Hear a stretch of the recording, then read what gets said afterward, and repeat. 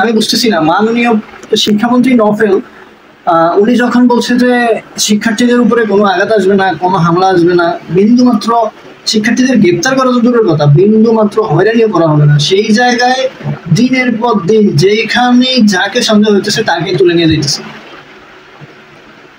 একটা প্রবাদ, একটা শর্ট ভিডিও দেখলাম, আমি চা খাইতেছি, পুলিশ এসে বলে আপনি তো গ্রেপ্তার। আমি কেন গ্রেপ্তার, পুলিশকে আমি নিজেও জানি না। সিচুয়েশনটা এমন এমন হইতেছে দেশে। শিক্ষামন্ত্রী যেখানে বলছে যে কাউকে বিন্দু মাত্র হয়রানি করা হবে না, সেইখানে রাতের বেলায় দিনের বেলায় রাস্তায় প্রকাশ্যে শিক্ষার্থীদের ফোন চেক করা হইতেছে, আন্দোলনে ছিল কিনা, আন্দোলন নিয়ে কোনো পোস্ট দিছে কিনা, তাকে গ্রেপ্তার করতেছে। দেশটা কি ভাই মগের মুলুক নাকি, যেখানে সংবিধানের বাংলা সংবিধানের 43 নং অনুচ্ছেদ, আপনি কারো ব্যক্তিগত কোনো কিছু চেক করার অধিকার আপনার নাই। এরপরে আপনি যদি কাউকে গ্রেপ্তার করেন, তাহলে ভাই আমাদের রাতের অন্ধকারে গ্রেপ্তার করার কি আছে?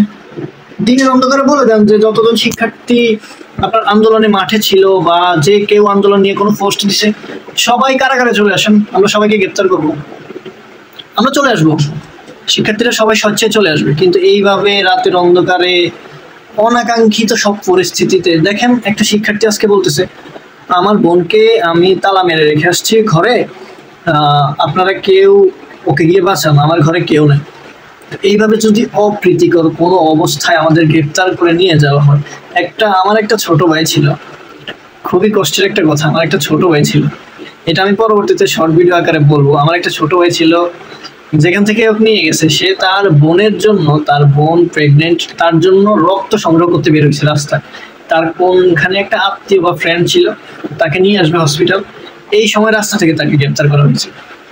যেটা শুনে আসলে আমরা কিছু না কিছু প্রতিনিয়ত দেখি, যা দেখার জন্য বা দেখতে আমরা চাই, এরপরেও ফেসবুক, ইউটিউব বা বিভিন্ন মাধ্যমে আমরা দেখি, পত্রিকায় দেখি। এখন আরো কিছু কথা, আমি গত 4 দিন আগে দেখেন আমার কাছে পত্রিকাটা এখনো আছে, প্রথম আলোর একটা পত্রিকা,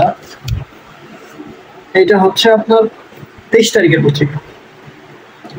তো এখানে বলা হচ্ছে যে 23 তারিখে প্রথম আলোয় আসছে নিহতের সংখ্যা 179। সেইখানে আমাদের স্বরাষ্ট্রমন্ত্রী কালকে বলতেছে, যেখানে আমি 23 তারিখের নিউজ, এখন পর্যন্ত 300 ছাড়াই গেছে মৃত্যু, এটা নিয়ে কোনো সন্দেহ নেই। তো সেখানে আমাদের স্বরাষ্ট্রমন্ত্রী পরশু একটা বিবৃতি দিলেন 150 জনের মৃত্যু। তা এখন মিথ্যা বলতেছে কি?